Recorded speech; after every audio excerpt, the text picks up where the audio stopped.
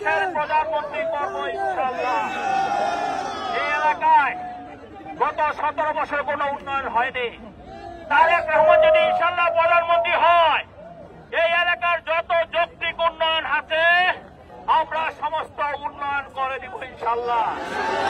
এই এলাকায় কোনো চাঁদাবাজি থাকবে না, কোনো সন্ত্রাস থাকবে না, কোনো দখলকারী থাকবে না, কোনো আমানতের খেয়ানতকারী থাকবে না, কোনো দুর্নীতিবাজের আশ্রয় এই এলাকায় হবে না।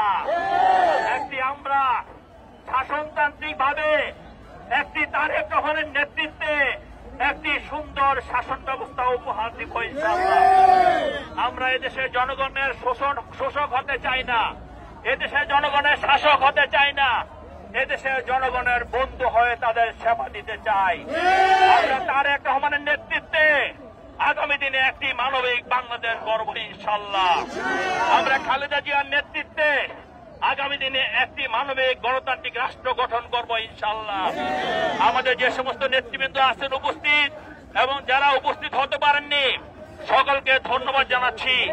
আগামী দিনে তারেক রহমান বাংলাদেশ বিনির্মাণের জন্য, গণতন্ত্রকে প্রতিষ্ঠিত করার জন্য, একটি মানবিক রাষ্ট্র গঠন করার জন্য যখন যে কর্মসূচি দিবে আমরা ঐক্যবদ্ধ পালন করে একটি সুন্দর, সুস্থ এবং একটি মানবিক বাংলাদেশ গড়ার তত্ত্ব রেখে